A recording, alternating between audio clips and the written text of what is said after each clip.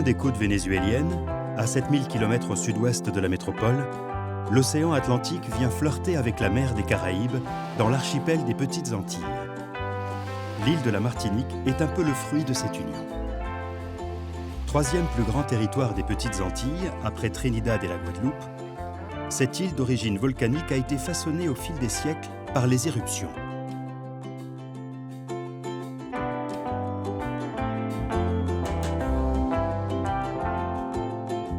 Cette terre riche abrite une culture complexe, issue de siècles de métissage. En colonisant les Caraïbes, les Amérindiens furent les premiers occupants de celle que l'on surnomme l'île aux fleurs. Ils apportèrent avec eux un peu de leur tradition. Ces dernières subsistent encore grâce à l'acharnement de certains passionnés.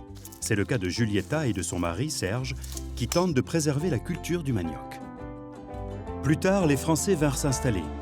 Ils apportèrent avec eux les méthodes charentaises de distillation du cognac, ce qui transforma à jamais l'histoire de la culture traditionnelle de la canne à sucre martiniquaise et donna naissance au rhum. Aujourd'hui, 7 grandes distilleries fument encore sur l'île pour produire ce rhum d'exception. Le seul au monde à détenir depuis 1996 la fameuse AOP ou appellation d'origine contrôlée. Pour fabriquer ce breuvage, c'est avec Christian et ses coupeurs de canne que tout commence. Ce matin, je vais faire ma tournée. Je vais voir les coupeurs de canne à la main et ensuite je vais tourner sur les différents chantiers de coupe-machine.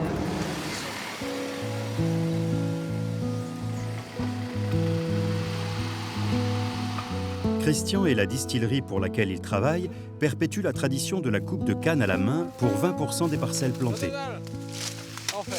Celles-ci se trouvent souvent sur des terrains accidentés ou exigus, rendant le passage des machines impossible. Ça va aller?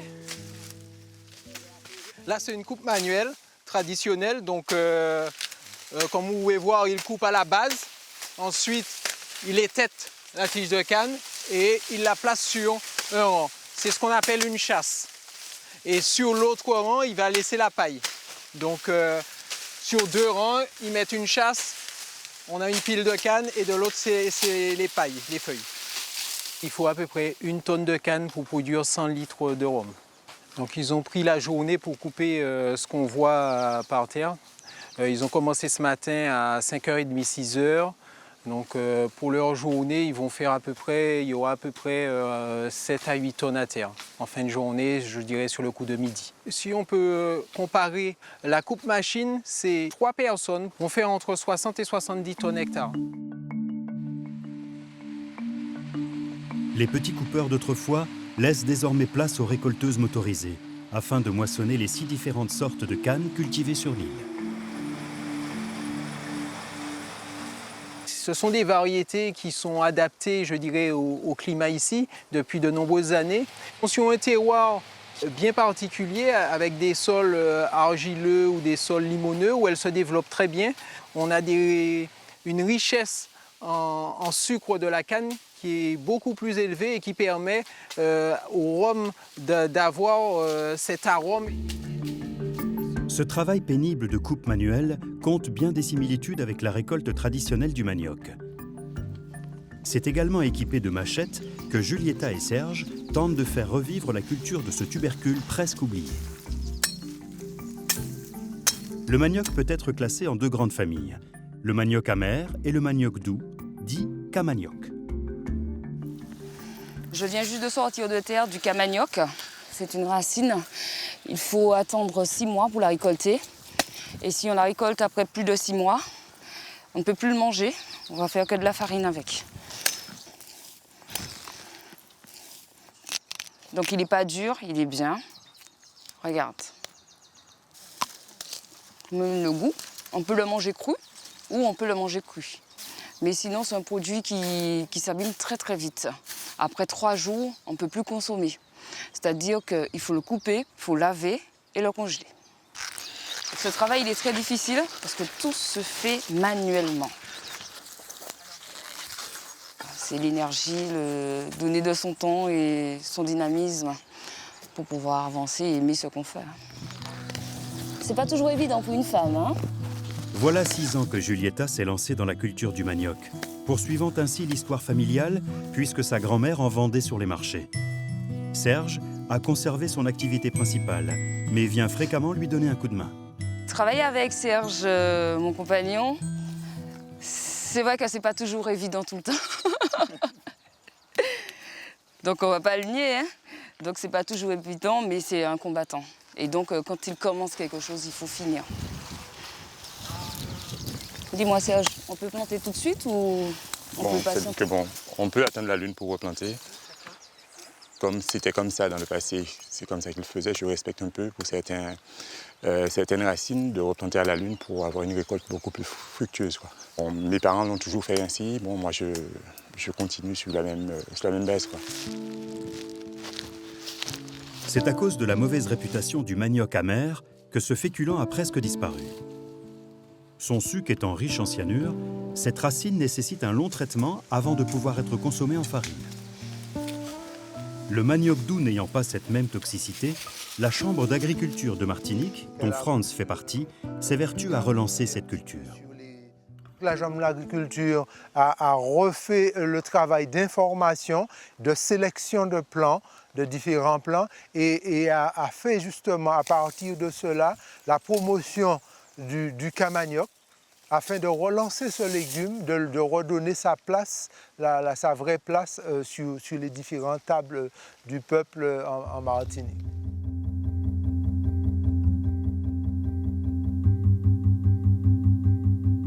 Sorti des champs, c'est à la distillerie de l'Ammonie que nous retrouvons Christian. Il passe le relais à Henri, qui va prendre en charge les cannes fraîchement coupées par les 80 différents planteurs. Une fois les cannes acheminées, elles sont tout d'abord tronçonnées en plus petits morceaux.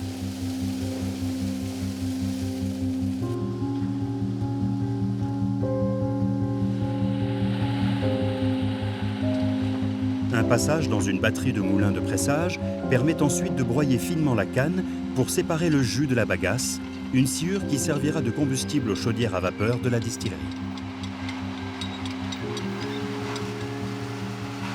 Le jus récolté est stocké dans d'énormes cuves, dans lesquelles sont ajoutés des sels et des levures, afin d'activer le processus de fermentation.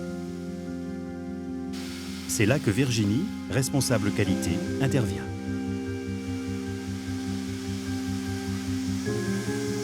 Je vérifie ma cuve mère, donc je vais faire un examen microscopique. Je vais regarder un petit peu comment se comporte la levure. Non, ça va, ça a l'air d'aller.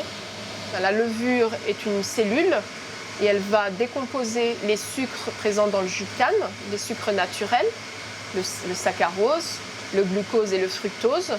Elle va les décomposer, elle va former des alcools, donc l'éthanol qu'on connaît bien, mais aussi des alcools supérieurs. Et par la même occasion, donc les éléments qu'elle utilise dans sa biochimie vont aussi transformer les arômes de la canne et les faire évoluer. Nous, notre travail, c'est vraiment de conserver la noblesse de la matière première et d'obtenir la quintessence au final. Le rhum, c'est une grosse part de l'identité de la Martinique, puisqu'à l'origine, il y avait des distilleries partout. Aujourd'hui, nous avons 7 distilleries qui fument, mais à l'époque, chaque quartier de la Martinique avait sa distillerie. Donc la vie était organisée souvent autour des distilleries. Une fois le jus fermenté, il vient remplir ses colonnes de distillation. Cela fonctionne comme un immense alambic. De la vapeur d'eau circule dans les différentes cheminées et entraîne avec elle les différents alcools et arômes obtenus grâce au travail des levures. Dernière étape pour Henri, qui peut déjà présager de la qualité de ce rhum agricole. Et les Martiniquais sont fiers de leur rhum blanc. Faisant partie intégrante du paysage culturel de l'île, toute la population se réunit pour déguster le tiponche local. Bonjour messieurs, ça va faire? Sachivé? Voilà, voilà. Moi, dis monsieur bonjour. En Martinique, on boit le rhum blanc, sucre, citron et rhum. Tout simplement. Quelquefois, il y en a qui prennent du sirop, mais en général, c'est sucre, citron et rhum. Et normalement, il nous a servi le petit punch comme ça, mais normalement, il devrait emmener la bouteille, le sucre et le citron, et la personne qui consomme boit son petit punch, consomme son petit punch tout seul. Voilà, exactement. Les matins, c'était l'absinthe. En effet, on buvait autrefois le rhum blanc le matin avec du citron, du miel et des feuilles d'absinthe broyées, selon une tradition appelée décollage. Aujourd'hui, les modes de consommation ont évolué. Le rhum se boit avec modération et le plus souvent, le tiponche est devenu un apéritif convivial. L'intergénération, parce qu'ils ont tous les deux fois mon âge, et je prends un petit punch avec eux, on discute, de tout et de rien, et puis voilà. Comme ça? C'est notre tradition chez nous, nos petites punches. C'est comme ça. Et le rhum, c'est une tradition martinique. On blague en même temps, voilà. On parle de passé. Voilà. En plus, on n'est pas loin de la mer, les pieds dans l'eau. Messieurs, le messie en pile? À quelques kilomètres, près de Ducos, c'est de sa case à manioc que Julieta tire toute sa fierté. Un endroit qu'elle a bâti de toutes pièces avec son mari et où elle fabrique désormais de la farine de manioc. Cette ancienne professionnelle de la vente a été formée en une journée par 2 anciens. Aidée de Samuel, mais aussi de sa mère, d'amis, de voisins, elle fait revivre cette pratique ancestrale. Là, en ce moment, je suis en train de faire le grattage du manioc. Donc, je pèle avec l'économe.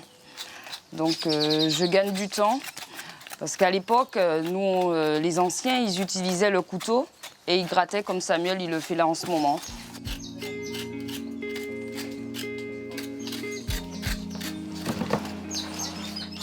Samuel, je termine ce manioc. On va commencer le lavage. D'accord. Il ne va pas trop vite, pour que ça ne puisse pas éclabousser. Ensuite, Samuel, tu vas me laver la bassine. Tu vas ramener pour moi, pour que je puisse remettre le manioc propre dedans.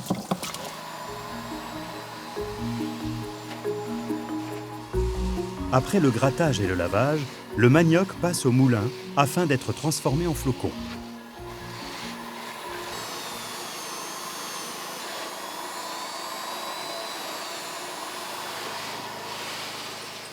Les anciens, le type de moulin qu'ils avaient, c'était à la main et ils tournaient. C'était à manivelle, ce qu'on appelle à manivelle, et ils chantonnaient en même temps. Et donc, ça sortait de la même manière. La poudre ainsi obtenue est encore chargée de moussache et de cyanure. Il faut donc la presser pour en extraire le suc blanchâtre.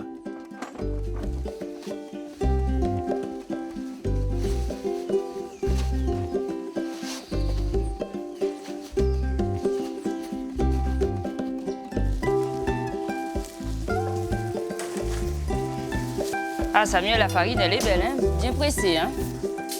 Le tamisage permet d'éliminer les derniers passis qui serviront de compost ou de fourrage. Je peux déjà commencer à allumer le feu.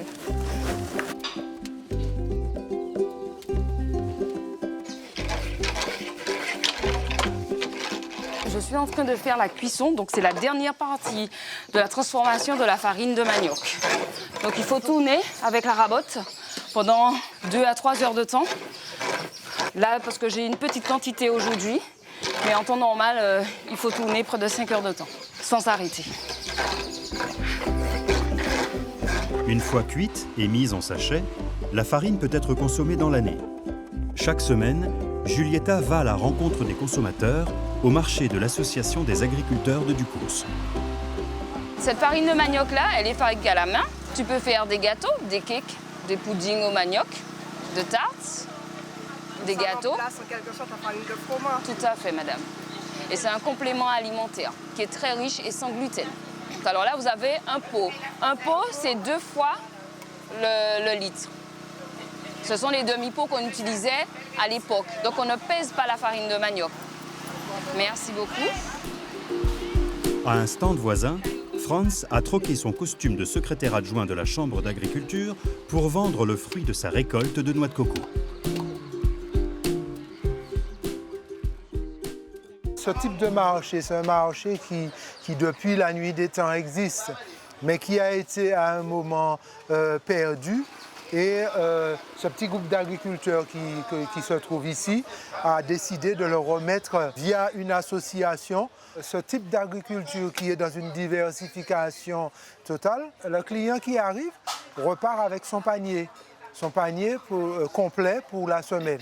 On a un beau marché avec beaucoup de... C'est ce que les clients recherchent aussi. Oui, c'est une très belle satisfaction pour moi. Hein. Donc, surtout, comme je dirais, de valoriser mes produits.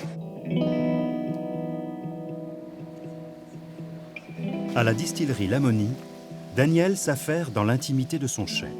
C'est au milieu de cette ruche de fûts et de tonneaux qu'il veille sur ses différents crus et accompagne le rhum dans sa juste maturation.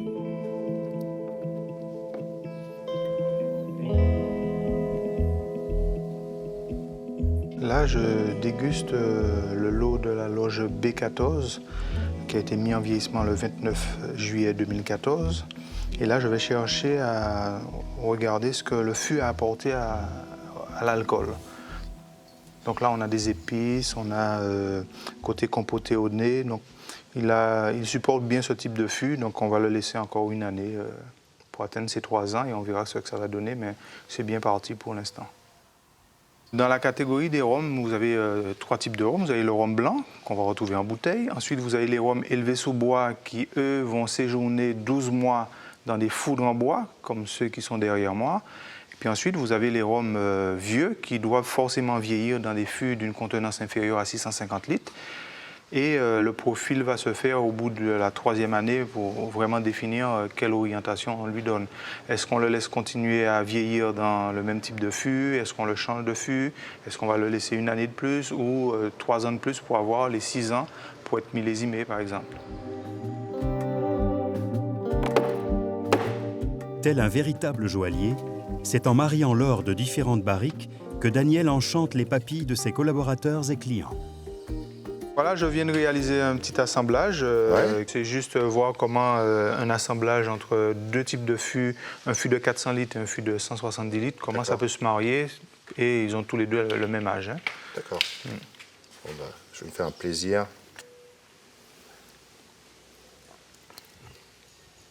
Très joli, très beau. Voilà, je voulais rehausser ce petit côté boisé que tu as pris tout en douceur et lui donner un petit peu de puissance, on va dire. Force, ouais. Ben, ça promet. À 400 litres. Donc c'est des rhums bien sûr destinés à vieillir encore voilà. pas mal d'années. C'est vrai qu'il y a une évolution, je dirais, assez récente sur les modes de consommation du rhum. De tout temps, hein, je dirais même depuis la prohibition, les gens avaient plaisir à boire le rhum en cocktail, on faisait des Cuba Libre, les Américains allaient à Cuba pour boire du rhum. Plus récemment, jusqu'à il y a 5-6 ans, où je dirais qu'il y a une accélération, il y a un véritable engouement, on dirait que les gens découvrent le rhum, alors que le rhum existe depuis tout temps. C'est aussi une tendance générale du marché, c'est ce qu'on appelle la premiumisation.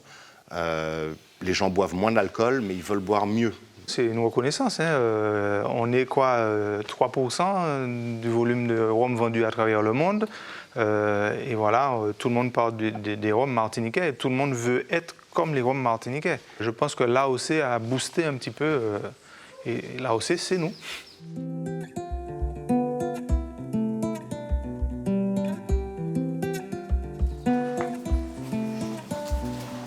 Ça va, Mirette? Oui, ça va. Donc, je vous présente la première étape de la farine de manioc pour faire la transformation de la farine de manioc. Et donc, c'est le grattage. De retour à la case à manioc, nous découvrons une autre des activités de Julieta. Elle reçoit régulièrement des groupes et leur explique les différentes étapes de transformation du manioc. Cette transmission permet de garder en vie les gestes et traditions sortis peu à peu du quotidien des Martiniquais.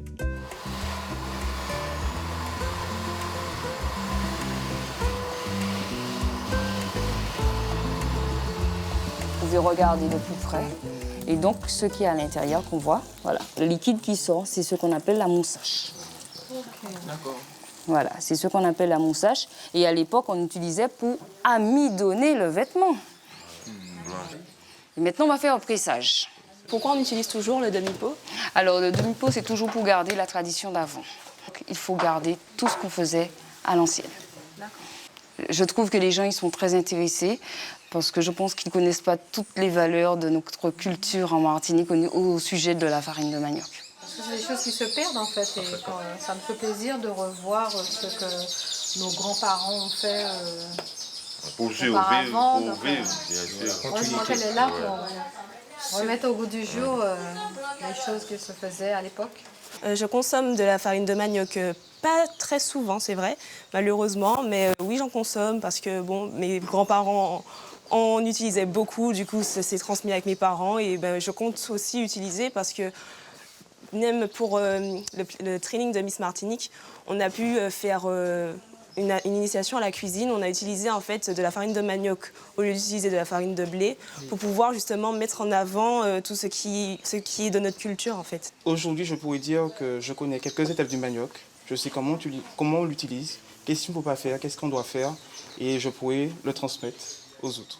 Le discours des jeunes, je suis très contente parce qu'on voit qu'ils sont très intéressés de notre culture, notre tradition et surtout la farine de manioc parce qu'ils ne connaissaient pas grand-chose dessus, je dirais. Et ça leur permet de voir qu'on a une richesse en Martinique. Julieta finit souvent ses visites par une dégustation de produits confectionnés avec sa farine de manioc, dont les fameux acras. J'aime beaucoup ce que je fais, c'est une passion de transmettre, de voir notre culture, la tradition qu'on a eue depuis longtemps, nos ancêtres, nos aînés. Et là, c'est une fierté, j'aime ce que je fais. Il faut donner de l'amour à tout ce qu'on fait pour pouvoir transmettre après. Avec tous ces gardiens de la mémoire et du savoir-faire, nous laissons un terroir martiniquais entre de très bonnes mains. Il est certain que ces gestes, perfectionnés au fil du temps, seront transmis des anciens vers les générations futures, comme il en a toujours été, permettant ainsi de préserver la diversité des spécialités françaises.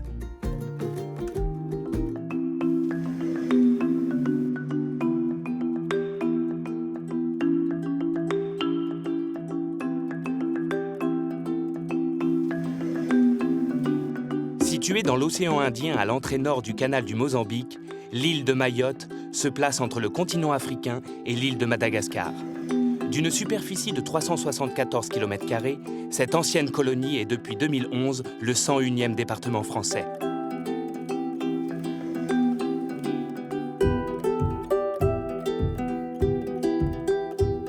La population, estimée à 200 000 habitants, est majoritairement jeune et de confession musulmane. Si les Mahorais parlent encore largement le français, la langue principale est le shimaoré. Vieille de 8 millions d'années, Mayotte est composée de 2 îles principales appelées Grande Terre et Petite Terre. Elle arbore les traces anciennes du volcanisme ainsi que de nombreux massifs érodés. Les côtes, très découpées, forment des caps de presqu'îles et de baies profondes bordées de mangroves. À l'est, sa double barrière de corail de 180 km en fait une zone d'observation exceptionnelle et un immense aquarium naturel qui possède parmi les espèces les plus incroyables et rares du monde. Ce coin de paradis, aussi appelé île au lagon, est un lieu où les traditions ancestrales sont encore très présentes. Son chef-lieu administratif est situé à Dzaoudzi, mais l'activité économique est concentrée autour de Mamoudzou, l'une des zones les plus urbanisées de l'île. Sur l'un des marchés de Mayotte, Mousselim Payet vend les fruits qu'il cultive et transforme au sein de son entreprise. Parmi eux, la papaye. Ce fruit est la chair allant du jaune au rouge vif, au goût sucré et aux vertus diurétiques. Au nord de l'île, sur la plage de M'Tsahara, Zainabou Faki pêche le poulpe dans la plus pure tradition mahoraise. Ce céphalopode, reconnu pour son intelligence et sa mémoire, est très apprécié dans différents mets emblématiques de Mayotte.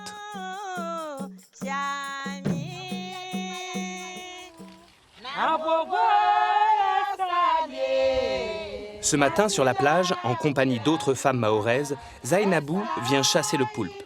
La pêche débute par un chant en shimaoré, une tradition typique de Mayotte. Ça, c'est la chanson traditionnelle. Avant, là-bas, les arrière-grands-pères et grand-mères, quand ils vont pêcher, ils chantent d'abord cette chanson-là avant de partir. On dit en maoré, mis la main en français, on dit, quand on sort, on chante, quand on entre, on dit bonjour. C'est comme ça, oui. Cette pêche, autrefois pratiquée par ses ancêtres, se fait à l'aide d'un bâton servant à déloger le poulpe. Une méthode manuelle sans danger pour l'habitat de cet animal, pouvant atteindre jusqu'à 10 kg. En guise de cachette, ce constructeur se confectionne une tanière de cailloux que Zainabou sait facilement repérer. Oh, regarde là, je pense qu'il y en a un. Il y en a là parce qu'ici aux alentours, il a décoré sa maison. et je regarde s'il est là ou pas. Oui, il est là, je le vois. Il est là. De la même famille que les pieuvres, sèches et calamars, le poulpe possède près de 200 ventouses sur ses 8 tentacules. Elles lui servent à la fois à paralyser ses victimes, mais aussi à sentir son ennemi. Ce céphalopode aime les crabes, les langoustes et les coquillages. Il est un chasseur réputé qui possède la capacité de changer de couleur pour tromper ses proies et ses prédateurs. Oui, ça on l'enlève. On ne le mange pas. Peut-être c'est ici. Il y a ses yeux. Les 2 yeux. L'un il est ici et l'autre ici. Voyez, c'est une coco. C'est une fille. La pêche, fermée plusieurs mois par an pour permettre la reproduction de cet animal, est toutefois encore pratiquée de façon excessive et parfois brutale, en cassant les coraux et en abîmant l'habitat du poulpe, le faisant petit à petit disparaître. Quand j'ai vu qu'il y a quelqu'un qui casse le coraux, je le sortais, je le fais sortir de ne pas pêcher. Parce qu'on ne veut pas qu'on casse le coraux. Quand on casse le coraux, là, il y a les poulpes qui ne peuvent pas avoir des maisons. Je l'explique comme ça. Et s'il n'a pas bien entendu, je fais un PV, je l'envoie à Parc Naturel Marais. En luttant pour la conservation des traditions et de la faune locale, Zainabou s'inscrit dans la lignée des acteurs qui font perdurer ce que des générations ont jadis respecté. C'est aussi le cas de Mouslim, qui travaille depuis tout jeune sur cette exploitation. En 2002, il arrête sa fonction de maire pour se concentrer exclusivement à l'arboriculture et crée en 2008 son entreprise, les Vergers de Mayotte. Il cultive différents fruits exotiques et typiques de Mayotte, dont la papaye. Il possède plusieurs types de cette baie savoureuse, plus ou moins grosses en fonction des variétés. Les plus grandes, destinées principalement à la transformation, ont une chair ferme et jaune et peuvent aller jusqu'à 2,5 kg. Les plus petites, dites papaye solo, ont la chair rouge et sont plus adaptées à la consommation. La différence, parce que les petites, elle est très sucrée. C'est la variété de papaye qu'on trouve en métropole, dans les rayons. Moi, je n'ai jamais vu les grosses papayes là, dans les rayons en France. Ce fruit provenant du Mexique est riche en fibres, en vitamine C et se révèle peu calorique. La semence des graines de papaye s'effectue à la saison des pluies, entre octobre et décembre, et la récolte à partir de septembre. Cette année, la récolte des papayes, tous les fruits, n'était pas bonne. Pourquoi? Parce qu'il y a eu une perturbation du climat. Ici, il a commencé à pleuvoir au mois de février. C'est à cause du climat en Mozambique, on nous a dit ça. Ça a perturbé la production. Le papayer mesure entre 3 et 7 mètres et produit dès la première année, ce qui en fait un arbre facile à faire pousser. La difficulté principale dans la culture de la papaye est un lémurien friand de ses fruits, le maki. Aussi appelé komba en shimaoré, cette espèce protégée provient de Madagascar et fut importée par l'homme dans les îles Comores il y a fort longtemps. J'ai planté des papayes, mais j'ai mis des ananas. Comme ça, ça empêche les maquis de se rapprocher. Quand il descend, il va rencontrer les épines là, ça les empêche de monter sur les papayes. Donc c'est cette façon-là que j'ai fait pour protéger mes papayes. Mouslim, président de la Chambre d'agriculture de Mayotte, s'obstine à cultiver dans le respect de l'environnement et n'utilise donc que des apports naturels et biologiques pour ses arbres fruitiers. Les feuilles que je mets sous les papayers là, ça pourrisse, et puis ça fait de l'engrais. C'est-à-dire ça joue le rôle de l'engrais. Vous voyez, voilà. Tous les papayers là, vous voyez, tous les papayers, il y a de la paille comme ça au pied, ça fait de l'humidité, et puis ça pourrisse, ça fait de la matière organique. En plus du paillage, il met des écorces de coco pour alimenter son sol. Une technique peu onéreuse et selon lui très efficace. Ce respect de la nature, Zainabou y participe aussi avec son association Djarifa de M'Tsahara. Elle met en œuvre différents moyens pour conserver la plage qu'elle connaît depuis son enfance et que ses ancêtres ont arpentée pendant des générations. Là, on ramasse les déchets parce que quand le marais est haut, là, ils ramassent tout ça et les amènent en bas. Et ce n'est pas bien pour les coraux. En plus de nettoyer la plage, Zainabou et son association effectuent parfois des opérations de sensibilisation. Aujourd'hui, elle explique aux élèves de l'école élémentaire de M'Sahara l'importance du respect de l'environnement. Il ne faut pas jeter des canettes, des fers, on ne faut pas les jeter. Quand on les jette, la pluie, quand il tombe, on les amène tout à la mer. Et il y a c'est le Langa qui les casse. Vous avez compris? Maintenant, c'est nous, mais demain, c'est eux qui vont aller à la pêche. Et là, ils commencent à comprendre. Parce que des fois, avant, là, les enfants pêchaient au bord de la mer ici des petits poissons. Et maintenant, ils ne les pêchent pas, ils les laissent grandir. Grâce à ces opérations locales, Zainabou espère bien pouvoir compter sur la jeune génération pour préserver la biodiversité de l'île. C'est aussi l'un des combats de Yannick Stéphan qui organise des excursions en bateau à la découverte de nombreuses espèces de Mayotte. Je vais me poser 5 minutes là pour vous expliquer un peu comment s'est formé Mayotte, tout ça. Et là voilà, ça c'est une des bouées de réserve de la place en Est qu'on vient de passer. Donc là on est en train de rentrer dedans. Vous voyez le corail de la partie verte de chaque côté. C'est le début, on est au milieu de la barrière là. Protégée par les barrières de corail qui se reforment plusieurs fois par an, Mayotte arbore en son centre l'un des plus grands lagons du monde. Plus de 760 espèces vivent au sein de ce parc naturel marin, une faune d'une diversité exceptionnelle. On a tous les habitats possibles pour toutes les espèces. Dans le sud, la barrière est bien fermée, jusqu'à la passe bateau, là. Tout ça c'est fermé. Ce qui fait que voilà, on a une biodiversité assez exceptionnelle. Hein. On peut croiser toutes les espèces qui peuvent vivre dans cette zone de l'océan Indien. On a à peu près 1000 dauphins à long bec, à peu près 500 tachetés. On a un groupe de 400 péponocéphales.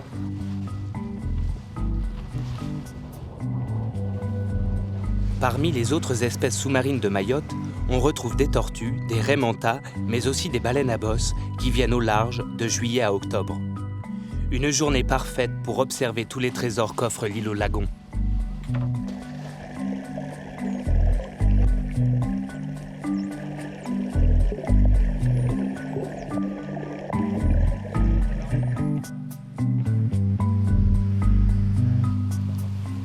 L'excursion organisée par Yannick comporte aussi une dégustation de produits typiques de Mayotte sur une plage isolée. Voilà, donc c'est un petit tartare d'espadon voilier. À la différence des îles voisines comme la Réunion ou l'île Maurice, Mayotte est très peu touristique. Les installations hôtelières y sont encore peu présentes et les vols directs depuis la métropole n'existent que depuis 2016. Mayotte, je ne connaissais pas. Je ne veux pas dire que j'en ai jamais entendu parler. Si, j'en ai entendu parler, mais c'était pour moi pas une île à découvrir. Il y avait plus de publicité sur d'autres, alors que Mayotte, c'est un très beau patrimoine français. Même si c'est qu'un département, bon, c'est loin, mais franchement, c'est très très beau. La richesse sous-marine de l'île participe grandement à l'enchantement de ceux qui viennent jusqu'à elle. Mais depuis qu'il navigue sur ces eaux, Yannick constate pourtant la disparition croissante de certaines espèces. Toutes les petites espèces coralliennes sont en train de disparaître.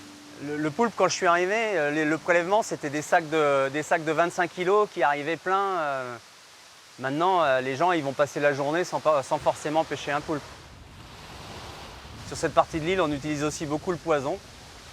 Une plante, l'uruva, une plante tropicale, quand on la pile, on la met dans les trous d'eau, ça tue tout ce qui est animal. Donc ça tue aussi bien les poulpes que les coraux, que les éponges. Si on part de ce principe-là, on tuera tout, quoi. Mayotte compte aujourd'hui près de 40 espèces animales en déclin et presque 50% de sa flore est menacée.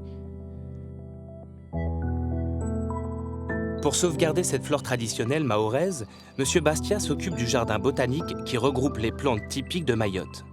C'est le cas du bilimbi ou ourajou en chimaoré, un arbre encore présent dans beaucoup de jardins et toujours utilisé culinairement. Ça, c'est un fruit qui est beaucoup utilisé dans les cuisines mahoraises. Hein. Et ça est utilisé dans le roumazav. Le roumazav, c'est une sauce simple.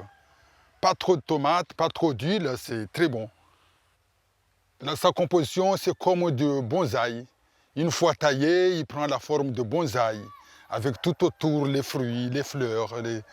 Moi, j'aime bien le garder chez moi ou ici. J'adore ça, le bilimbi. Parmi les 60 variétés de plantes du jardin botanique de Coconi, on retrouve la vanille, l'arbre à pain et le classique ylang-ylang, utilisé en parfum et qui représentait jadis la quasi-totalité de l'exportation commerciale de Mayotte. Sur l'île, on recense plus de 1300 espèces de plantes, la moitié endémique de Mayotte. Elles n'occupent cependant plus que 5% du territoire, le reste provenant d'espèces exotiques importées par l'homme. Là, on envisage à mettre beaucoup de plants de Mayotte, l'histoire de les garder ici, de les protéger ici, pour que ça ne soit pas en disparition, que les gens puissent venir voir, les enfants, le groupe scolaire, les associations, ils peuvent venir ici pour voir vraiment, voilà notre richesse de Mayotte. Comme tout territoire, Mayotte demande une adaptation. Si la papaye fait partie intégrante de l'île, sa technique de récolte n'est pas pour le moins dangereuse. Mouslim prend des risques chaque jour lorsqu'il monte à l'échelle, ce qui l'oblige à être constamment accompagné. Ça bouge beaucoup. Ça bouge beaucoup. Je peux me casser la gueule aussi. Vous voyez, là, ça bouge. Bon, mais on prend le risque. Il faut ramasser aussi. Il ne faut pas qu'on fasse tomber la papaye. Parce qu'une bonne papaye, quand ça tombe, la partie qui a touché le sol, elle est abîmée. Elle est abîmée parce que ça pourrit. Voilà. Ah là là, voilà. Elle est tombée. Pour Mouslim, la part de difficulté de la récolte est moindre comparée aux problèmes qu'il rencontre pour aller et venir ici. L'état des routes rend le passage difficile, particulièrement en saison des pluies. Ici, c'est très compliqué, cette partie-là. Pourquoi? Parce que ça fait une sorte de cuvette. L'eau, ça se déverse là, ici, ça se déverse là, et là, ça s'entasse là. Ça fait de la boue. Donc, vous voyez les traces. Moi, j'évite ce trou-là. Pourquoi? Parce que, bon, en saison de pluie, si les roues tombent dedans, rien à faire. Il faut appeler des gens, une vingtaine de personnes, pour me pousser. Pour éviter que le 4x4 ne s'engouffre ou ne se retourne, Mouslim préfère faire le reste du chemin à pied. Mais cela l'oblige à porter sa récolte jusqu'à son véhicule. Une opération laborieuse lorsque les fruits pèsent 2 kilos chacun. D'habitude, Mouslim tente de boucher les trous avec des pierres ou de la terre. Mais pour cette année, il envisage une solution plus radicale. La solution, c'est de mettre du béton carrément. Bon, c'est vrai, ça va me coûter du ciment, tout ça, mais ça vaut le coup. Au lieu de transporter mes produits jusqu'au fond, vaut mieux que je mette le paquet là pour refaire ça correctement. Aujourd'hui, le territoire de Mayotte manque cruellement d'infrastructures. Sur l'île, la majorité des agriculteurs ne vivent pas sur leurs exploitations puisqu'elles ne sont pas équipées en eau potable ou en électricité. Ils se voient alors contraints de louer des locaux pour la transformation de leurs produits, lorsqu'ils ne sont pas victimes de vols qui peuvent leur faire perdre la moitié de leur récolte. Mouslim, en tant que président de la Chambre d'agriculture et malgré la volonté des exploitants, trouve ce frein au développement déplorable. On n'a pas l'eau potable, on n'a pas l'électricité. Vous allez vous mettre dedans comme ça, sans rien pour vivre. Ce n'est pas possible. Je dis souvent, c'est vrai, on a du mal à inciter les jeunes, nos enfants pour s'installer parce que les difficultés que je rencontre, je vais les transmettre à mes enfants. Mais c'est vrai, on souhaiterait que les enfants y viennent, mais avec les moyens quand même convenables pour travailler. En attendant, il faut continuer avec les moyens du bord. Avec quelques pierres à l'arrière du véhicule pour lui donner du poids, Mouslim s'en va arpenter les chemins escarpés de Mayotte.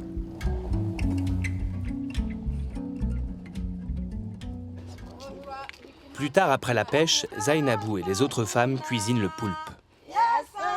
Tout le temps, on cuisine ensemble, on mange ensemble. Même si ce n'est pas du poulpe, mais des coquillages, des poissons, on prépare ensemble et on mange ensemble. Quand on parle ensemble, on se donne des idées. Le poulpe ne peut être officiellement commercialisé à Mayotte. Sa pêche est désormais protégée et réservée à l'usage privé. Ici, il cuit dans l'eau pendant 15 minutes, puis les autres ingrédients lui sont ajoutés. On met que du d'oignons et d'épices et de sel, de citron. On l'a préparé traditionnel, comme avant là-bas. Le mélange d'ingrédients qu'utilisent Zainabou et les autres femmes pour cuisiner s'appelle le massalé. Des mélanges déjà préparés sous forme de poudre sont commercialisés, mais ici, elles ne cuisinent qu'avec des produits frais. Je regarde si ici il y a du sel et du citron. Et les massalés ici sont tous complets. Là, je regarde, je vais savoir directement si c'est...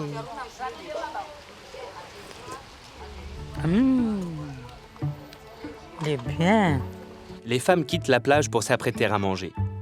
Les hommes aussi peuvent être de la partie, mais aujourd'hui, ils sont en mer.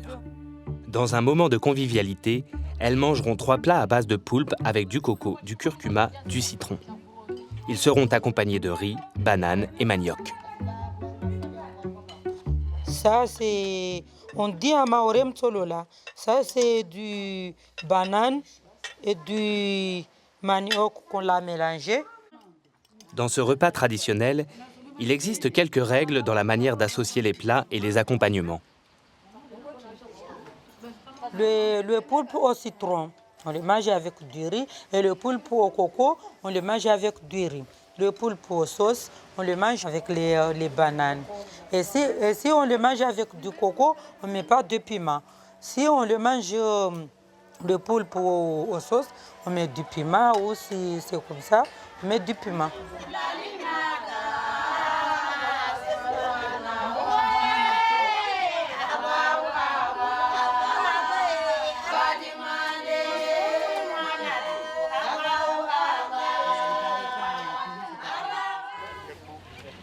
Mouslim, quant à lui, commercialise ses fruits, ses confitures et ses jus dans une boutique à Tsunzu 2.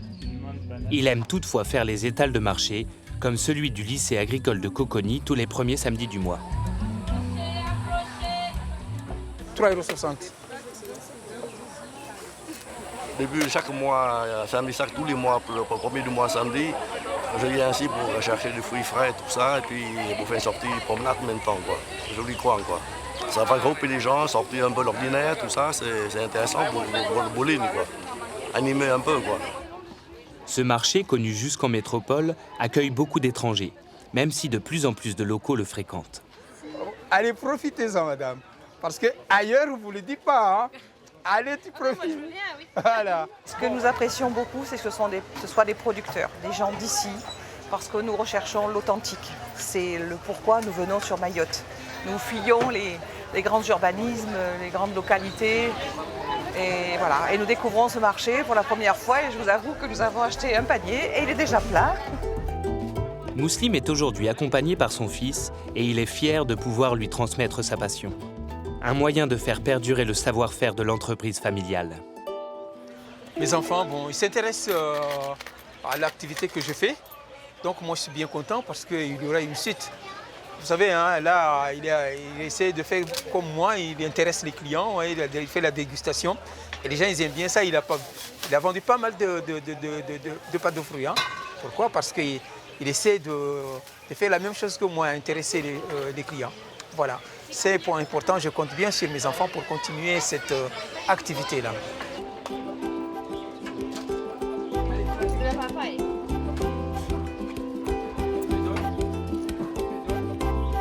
Qu'ils soient naturels ou culturels, Mouslim et Zainabou essaient de conserver leur patrimoine.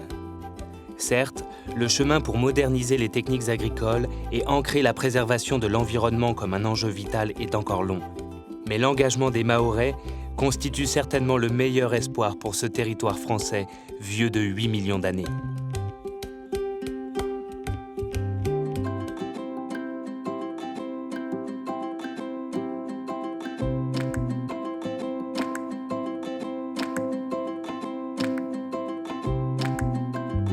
À 10 000 km de l'Hexagone, bordée par l'océan Indien, siège une terre que l'on prénomme l'île intense, la Réunion.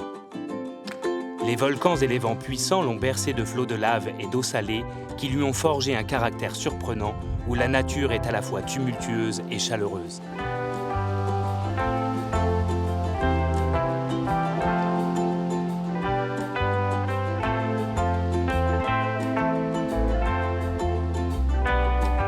Ces 2512 mètres carrés de territoire abritent une culture authentique qui s'exprime notamment à travers ses richesses culinaires.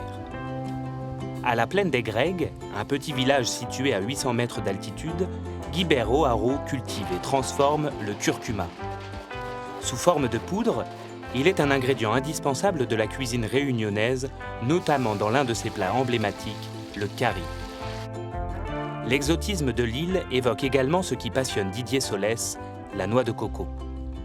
Mais à La Réunion, le coco n'est pas réellement consommé.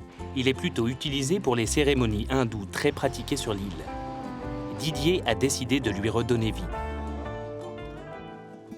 Tout commence à Saint-Leu, dans cette cocoterie. Didier rejoint David, le propriétaire des lieux. Équipé d'une ceinture de sécurité et de griffes d'élagage, ce dernier s'apprête à chercher les fruits. Didier doit en rapporter 200 à la Maison du Coco, qu'il a créée il y a 10 ans, dans le but de leur donner une place majeure sur l'île.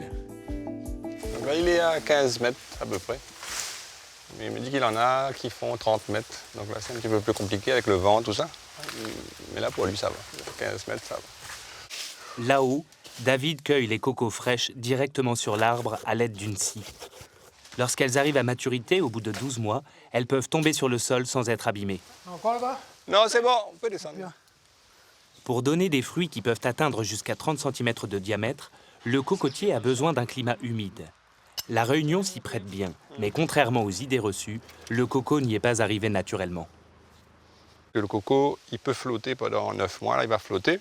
Et quand il se pose, donc, la grossesse est terminée, donc il va pomper le sol de l'île sur laquelle il va se poser. À La Réunion, c'est un amiral hollandais, donc il a déposé en 1650, parce qu'ici, à chaque fois que le coco arrive sur notre île, il est rejeté vers le large. Donc on n'a pas de plage, donc, on n'a que des grosses vagues, etc. Donc le coco, lorsqu'il arrive, il repart. Donc, malheureusement, donc Seychelles, Madagascar, Mayotte, donc toutes les îles qui nous entourent, donc ça s'est fait comme ça, donc sauf nous. Donc, malheureusement, on n'est pas une île à coco. Donc si ce n'est pas l'homme qui plante, donc on n'aura pas de coco. Si Didier veut essayer maintenant. Ah non, pour moi, Le coco est entouré d'une épaisse enveloppe fibreuse appelée la bourre. La retirer nécessite une technique particulière et un savoir-faire que David connaît bien. Elle enveloppe la coque qui renferme l'amande et l'eau de coco, très riche en potassium. Un luxe sur l'île de La Réunion. Sur l'île, on a les cocos les plus chers au monde. Donc on a des cocos entre 3 et 6 euros pièce. Donc il faut aller fouiller chez l'exploitant. Et donc quand je mets la main sur une petite cocoterie, j'essaie de me fournir au maximum avec ce propriétaire-là. Didier a trouvé le bon partenaire, car David est conscient de la valeur du coco, appelé l'arbre de vie en Polynésie. Pour lui offrir un environnement sain, il se refuse l'utilisation de pesticides, même en cette sortie d'hiver australe qui vient de faire éclore tous les œufs de moustiques. Le coco, il est génial parce que son fruit nous apporte de l'eau, nous apporte à manger, une matière saine et qui n'a pas été touchée par les polluants. Et il nous apporte aussi avec ses feuilles un abri. Les Polynésiens, ça date peut-être de 2000 ans, 3000 ans qu'ils ont découvert ça. Et nous, on le découvre au XXIe siècle. Donc voilà, ça prendra peut-être un peu plus de temps pour entrer dans les mentalités.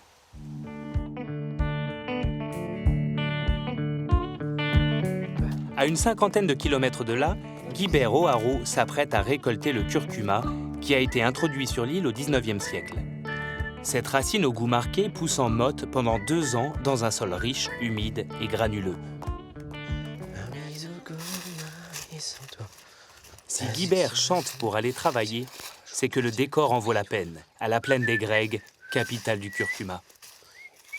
On est en fait, la plaine des Grègues, ça fait penser au siècle de Sillaos, Salazie. On est en fait dans un mini-siècle, entouré de remparts, dans un accueil chaleureux.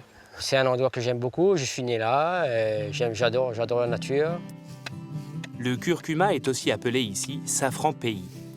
Ce qui lui donne cette couleur orange bien particulière, c'est la curcumine, un pigment souvent utilisé comme colorant, mais également très réputé pour ses vertus anti-inflammatoires et antioxydantes. Voilà, ça c'est le curcuma, bien sûr. Ça c'est le rhizome mer, plus riche en curcumine. C'est pour ça qu'on appelle curcuma mer. Et celui-là, c'est les doigts qu'on met dans les plats, dans tous les plats réunionnais, dans tous les currys en fait. Bon, le curcuma de Pendereg est meilleur, pourquoi? Parce que nous, on n'enlève rien dans le curcuma, on garde tout sa saveur en fait. On n'enlève pas la curcumine, on n'enlève rien. Tandis que de l'Inde, ils enlèvent la curcumine, et ben il n'y a plus rien dedans. C'est pour ça qu'il n'y a plus de goût, il n'y a plus de parfum, ça ne colore plus les plats, rien. Voilà. Après avoir sorti les rhizomes de la terre en juillet, Guibert les laisse sécher en espérant que le soleil soit au rendez-vous pour permettre de simplifier la prochaine étape. Bon voilà, là je suis en train de procéder au secouage du curcuma, enlever la terre avec les rhizomes en fait. Voilà. Il faut que ça soit quand même bien sec, hein. Il faut beaucoup de soleil. Ensuite les plus petits comme ça, on met de côté pour la replantation. On met 2 petits rhizomes dans la terre et au bout de 2 ans, on a une motte de curcuma. Dans ses champs de 3,5 hectares, Guibert récolte 3 à 4 tonnes de curcuma par an. Son savoir-faire, il le tient de son père, dont il a repris l'exploitation il y a 20 ans. Je suis né dedans, voilà, j'ai aimé le métier. Je n'ai pas appris à l'école, donc j'ai repris le travail de mon père. Et je ne regrette pas jusqu'à maintenant. Mais il faut du courage par contre, beaucoup de courage, beaucoup de travail. Mais en fait, ça paye, le travail ça paye. Voilà. Lorsque le temps le permet, Guibert peut repartir avec 15 à 20 caisses de curcuma. Mais le travail est loin d'être terminé. D'autres étapes l'attendent sur l'exploitation. Il en est de même pour les cocos de Didier. C'est ici, à la maison du coco, qu'ils vont être transformés. Tout est utilisé à commencer par l'amande. Pour y accéder, rien ne peut se faire à la main. Il faut enlever la bourre en l'empalant sur un pieu, quelques coups de machette sur la coque et le tour est joué. L'amande est râpée par cette machine que Didier est le seul à posséder sur l'île. Et c'est en pressant ce coco râpé que l'on obtient enfin le lait. Le lait de coco, on va l'utiliser principalement pour le petit punch coco. Donc on dit que c'est la boisson de nos dames ici. Un petit peu de lait de coco, un petit peu de rhum, un petit peu de sucre. Et les dames adorent ça. Et ensuite, on pourra aussi utiliser donc, le coco râpé ici pour faire les rochers coco ou les bobos coco, qui est la friandise la plus aimée sur l'île pratiquement. Donc on va aller directement aller voir Mirose, la championne du bobo coco. Ces friandises, très appréciées sur les marchés réunionnais, sont fabriquées ici avec des produits frais. 1 kg de coco tout juste râpé, mélangé à 1 kg de sucre, cette recette traditionnelle ne date pas d'hier. J'ai vu comme ma grand-mère elle faisait. Ensuite, elle laissait sécher sur le toit parce qu'on dit que c'est le soleil qui va sécher le bobo coco. Mais comme je fais en pratique ici, donc j'ai constaté que c'était même pas que le soleil qui fait sécher la noix de coco, mais un bobo coco qui est bien réussi. Normalement, c'est en quelques secondes, on peut déguster le bobo coco. L'utilisation du fruit ne s'arrête pas là. Didier est aujourd'hui le seul producteur d'huile de coco vierge de l'océan Indien. Malgré la forte demande, l'offre reste petite et les prix encore trop élevés. Pour 1 litre d'huile vierge, Didier a besoin d'une vingtaine de noix de coco. Sa méthode de fabrication est australienne, sa particularité, c'est la rapidité. C'est la méthode la plus rapide au monde pour faire l'huile de coco, c'est-à-dire qu'on râpe, on sèche et on presse en moins d'1 heure de temps. Vous avez une huile qui est extra vierge. Donc c'est ce qui fait un petit peu les vertus de cette huile-là, c'est-à-dire que c'est très vite fait. Donc entre le moment où on casse le coco, on sèche et on presse et on met en bocal tout de suite. Entre 40 et 60 degrés, les 50% d'eau contenue dans le coco s'évaporent. Didier met ensuite le pied à l'étrier pour le presser et récupérer les 43% d'huile qui pourront être utilisés en cuisine ou en cosmétique pour ses vertus hydratantes et antioxydantes.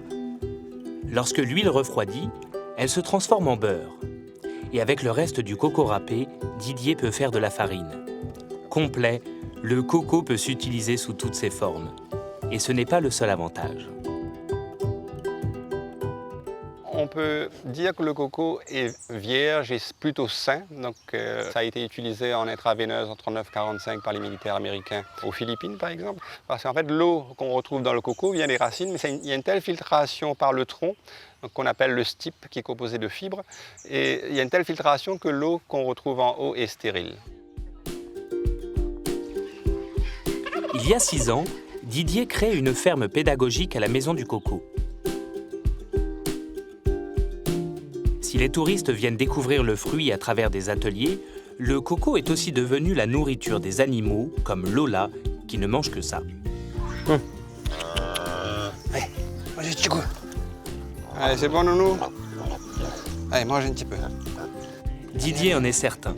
Les usages multiples du fruit peuvent offrir à l'île de la Réunion une belle perspective d'avenir et un développement durable. Le tronc du cocotier peut se transformer en bois, on peut le travailler en ébénisterie, donc les feuilles en tressage, la bourre du coco, donc pour tout ce qui est fibre, ça peut servir pour les fosses septiques, ça peut servir comme isolant phonique, thermique, etc.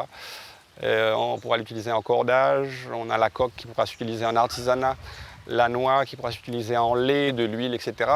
Il y a l'eau de coco, donc on a vraiment multiples facettes du coco à mettre en valeur. Et pour une petite île comme la nôtre où on est souvent au chômage, donc ça serait une opportunité, je pense, pour les politiques d'avoir un regard sur le cocotier. Ça serait très bien pour notre île, je pense. Sur ces cocotiers, Didier récupère également la sève pour la transformer en caramel, en mélasse ou en sucre. Selon lui, le cocotier pourrait remplacer la canne à sucre qui représente 57% de la superficie agricole de l'île. Un hectare de cocotier peut rapporter 3 fois plus de sucre qu'un hectare de canne, avec une qualité gustative comparable et un indice glycémique très faible, qui pourrait même être toléré par certains diabétiques. Mon fournisseur de coco, donc sur Vincent d'Eau, donc il est d'accord pour replanter des cocotiers. Et comme il a des cocotiers qui sont déjà assez adultes, on serait vraiment très intéressé pour mettre en place une production de sucre local. Donc, et on serait peut-être les premiers Européens à lancer notre sucre de coco. Donc c'est parmi nos objectifs. De retour sur son exploitation, il est temps pour Guibert de couper les racines de cette montagne de rhizomes. Il n'existe malheureusement pas de machine, tout se fait à la main et au cutter. Si on est tout seul devant un tas de curcuma comme ça, c'est vrai qu'on se décourage vite. Mais quand on fait en famille, c'est plus encourageant.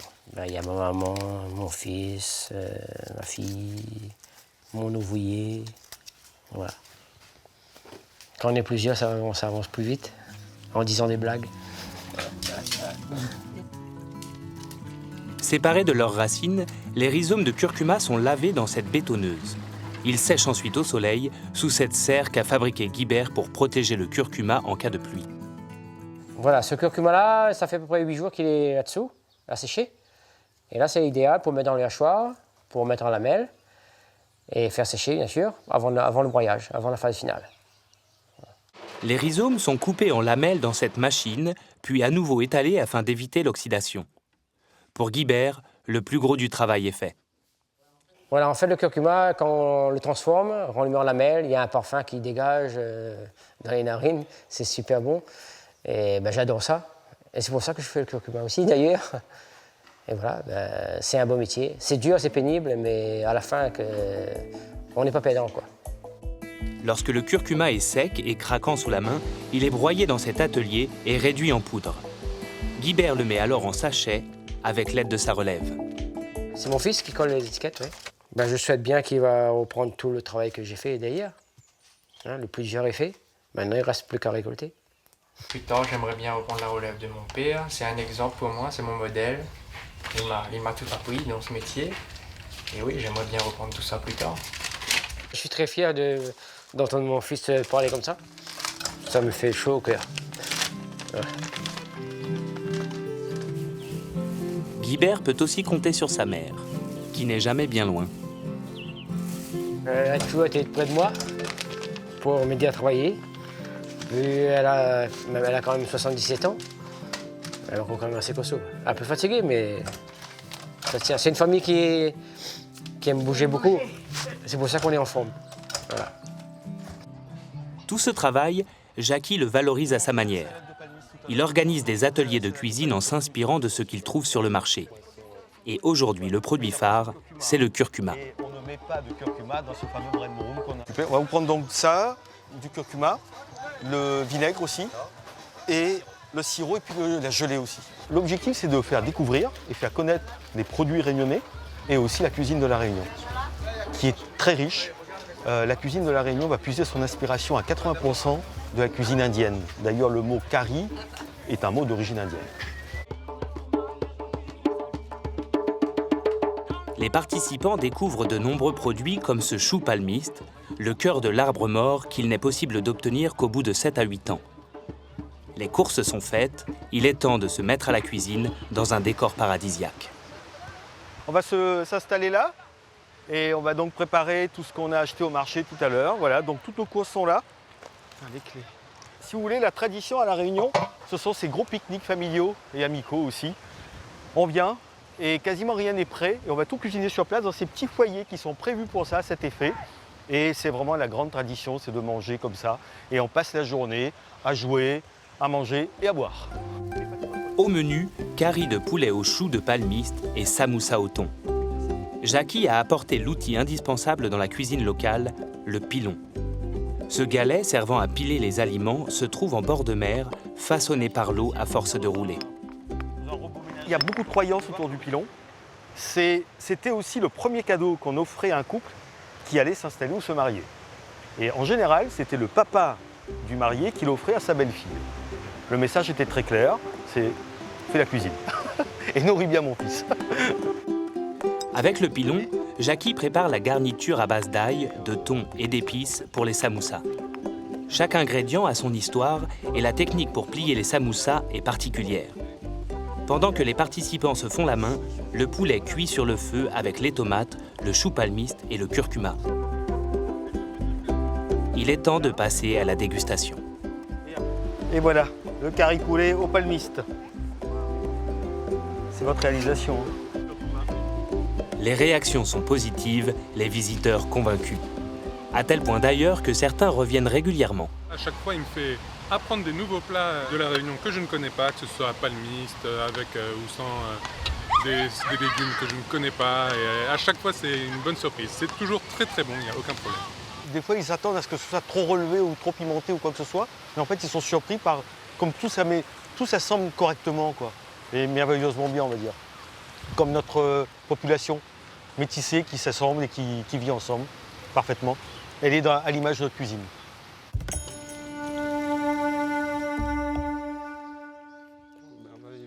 De son côté, Didier reçoit Supra Magnan, un prêtre hindou. Il souhaite lui proposer un partenariat afin de récupérer les cocos utilisés dans les rites hindous pour éviter le gaspillage. Car après avoir été ouverts, les cocos sont jetés en très grande quantité. On voudrait transformer ces cocos en huile, en savon, en farine, une multitude de choses. Et on aimerait que vous nous en donniez. Notre coco est trop cher, donc on a besoin du maximum de coco.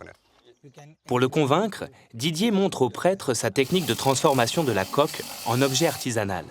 Une manière simple, rapide et rentable. C'est simple. Oui, très simple. Oui, et ça, je peux le vendre 2 €. Pour la Réunion, je pense que c'est une bonne chose. Car les hindous le rejettent à la mer, alors qu'ils pourraient gagner de l'argent avec. S'ils le veulent, je peux leur montrer comment faire. Comment le transformer? Oui, c'est une très bonne idée. On le fait en Inde, donc il y a des choses à faire. On peut utiliser toutes les parties dans le coco. C'est important. L'Inde est un pays exemplaire pour l'utilisation du coco, qui fait partie intégrante de la culture.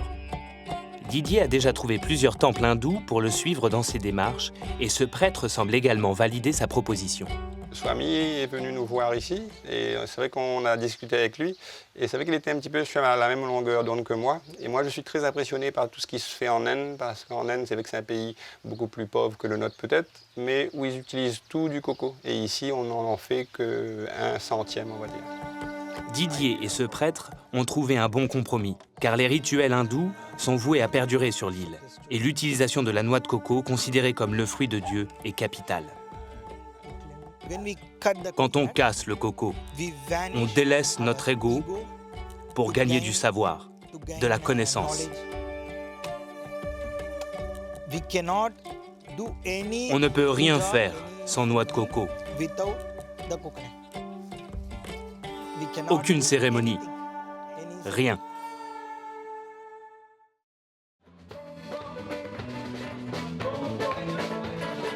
Régulièrement, Guibert organise des portes ouvertes sur son exploitation. Il en profite pour montrer le travail du curcuma et le faire goûter à travers des repas élaborés sur place. Mais malheureusement, pour les repas, aujourd'hui, j'ai refusé beaucoup de monde. Aujourd'hui et pour demain, je suis désolé, mais on a une certaine quantité à prendre et on ne peut pas faire plus. Même si Guibert reproduit les mêmes gestes que chaque jour, ses portes ouvertes lui permettent d'échanger son savoir dans une ambiance chaleureuse et festive, éveillant la curiosité des visiteurs. Mais alors, quand vous replantez, vous prenez juste un rhizome, en fait, vous plantez comme ça, quoi. On prend les plus petits, on met de côté pour replanter. On peut planter ça aussi, hein. Voilà. Didier explique chaque étape. Son métier intéresse et surprend tout type de visiteurs, même d'anciens habitants de l'île. Nous avons vécu de 99 à 2001 ici. Et donc là, on vient en vacances et je cherche à acheter des produits pour emmener en métropole. Nous aimons toujours avoir affaire aux producteurs pour acheter en direct et maintenir les productions locales et du terroir, pour maintenir un peu le patrimoine.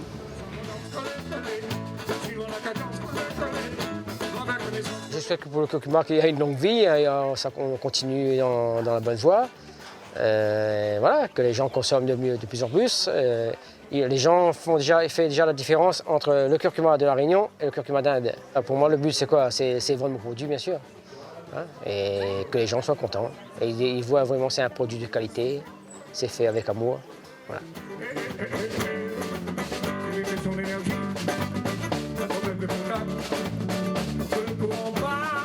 Pour Guibert, la mission est accomplie.